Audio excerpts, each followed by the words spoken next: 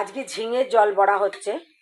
ঝিঙেটাকে ছোট ছোট টুকরো করে কেটে 5 ফোড়ন দিয়ে ঝিঙেটাকে নুন নুন অল্প একটুখানি অল্প হলুদ দিয়ে এটাকে ভালো করে ঝিঙেটাকে কষিয়ে, আর কোনো মশলা না, তারপরে পোস্ত বাটা দিয়ে দেওয়া হয়েছে, ঠিক আছে। আর এদিকে মটর ডাল আমি ভিজিয়ে রেখেছিলাম, মটর ডালটা কাঁচা লঙ্কার আদা দিয়ে মটর ডালটাকে পেশা হয়েছে।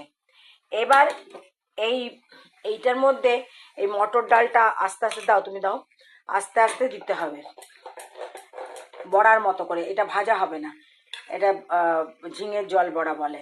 এবং দেওয়ার পরে কিছুক্ষণ নাড়া যাবে না, তাতে কি হবে, বড়াগুলো শক্ত হয়ে যাবে।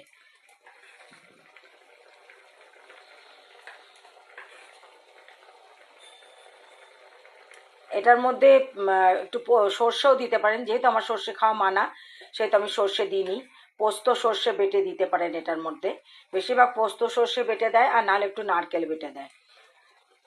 একটু দূরে দূরে দাও, দেখবে আস্তে আস্তে বড়াগুলো শুকিয়ে মানে ইয়ে হয়ে যাবে, শক্ত হয়ে যাবে।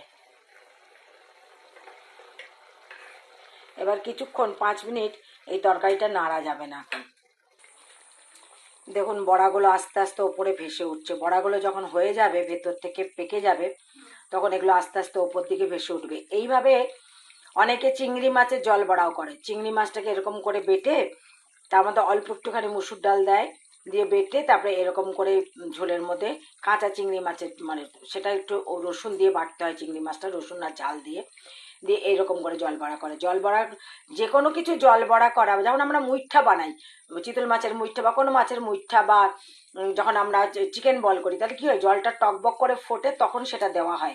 তাতে কি হয়, দেওয়ার সাথে সাথে ওটা বাইরেটা জমাট বেঁধে যায়, ভেতরেটা আস্তে আস্তে হতো, যখন ভেতরেরটা পুরো পেকে যায় তখন আস্তে ফুলে যায়। এই দেখুন ও সব কটা জল বড়া ওপরে ভেসে উঠেছে, তার মানে বড়াগুলো এবার হয়ে গেছে। তো এইভাবেই জল বড়া করতে হয়। তো এটা আপনারা সর্ষে দিতে পারেন, এটার মধ্যে আমি বারে বারে বলে দিচ্ছি, সর্ষে দিতে পারেন, সর্ষে দিলে খুব ভালো লাগবে, কিন্তু আমি দিলাম না। আর এমনি করে আপনারা চিংড়ি মাছের জল বড়াও করতে পারেন, এই রকমই ঝিঙে আলু দিয়ে চিংড়ি মাছের জল বড়া করতে পারেন। তাহলে এটা পুরো হোক, আমি ডিশটা সাজিয়ে দেখাচ্ছি। এই হয়ে গেল আমার ঝিঙে দিয়ে মটর ডালের জল বড়া। এই দেখুন বড়াগুলো পোস্ত দেওয়া আছে বলে ঠিক মতো বোঝা যাচ্ছে না ক্যামেরায়, কিন্তু বড়াগুলো সব আস্তে আস্তে আছে।